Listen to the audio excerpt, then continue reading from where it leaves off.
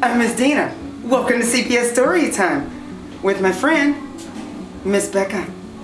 Hello. Hello. I'm Miss Rebecca, and today we're going to read The Gruffalo's Child, written by Julia Donaldson and illustrated by Axel Schuffer.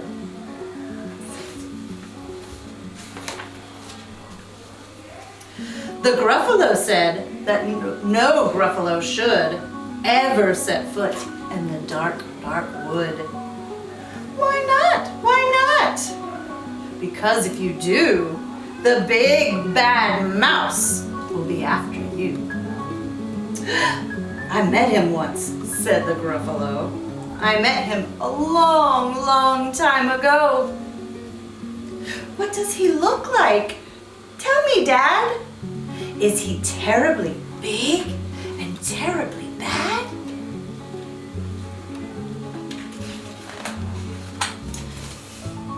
I can't quite remember, the Gruffalo said, and then he thought for a minute and scratched his head.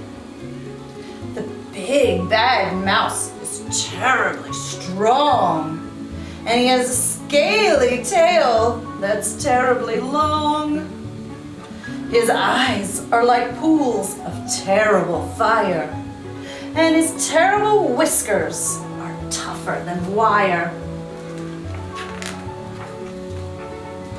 One snowy night, while the Gruffalo snored, the Gruffalo's child was feeling bored. The Gruffalo's child was feeling brave, so she tiptoed out of the Gruffalo cave. The snow fell fast and the wind blew wild. Into the wood went the Gruffalo child. Aha! Ooh! A trail in the snow. Whose is this trail and where does it go? A tail poked out of a log pile house. Could this be the tail of the big bad mouse?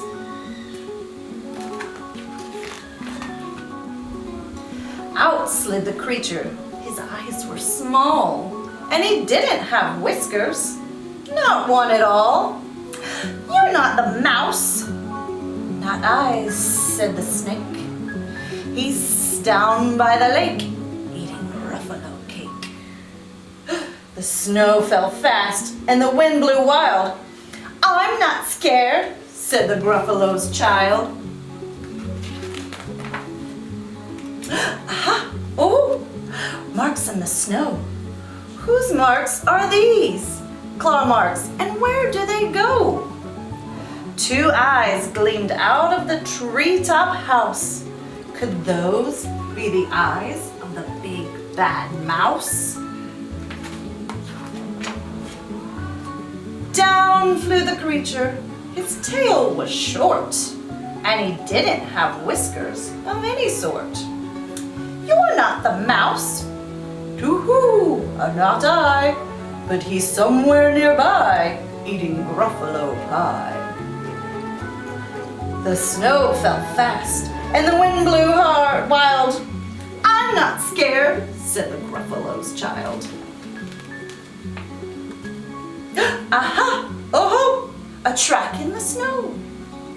Whose is this track, and where does it go? Whiskers at last, and an underground house. Could this be the home of the big bad mouse? Let's find out. Out slunk the creature. His eyes weren't fiery. His tail wasn't scaly. His whiskers weren't wiry. You're not the mouse. Oh no, not me. He's under the tree, drinking Gruffalo tea. It's all a trick, said the Gruffalo's child, and she sat on a stump where the snow piled. I don't believe in the big bad mouse. But here comes a little one out of his house. Not big, not bad, but a mouse at least. You'll taste as good as a midnight feast. There's the little mouse, and he has a snow gruffalo. Wait, said the mouse. Before you eat, there's a friend of mine that you ought to meet.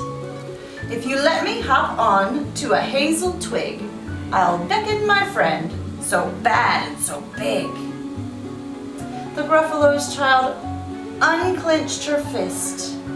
The big bad mouse, so he does exist. The mouse hopped onto the hazel tree. He beckoned and said, just wait and you'll see.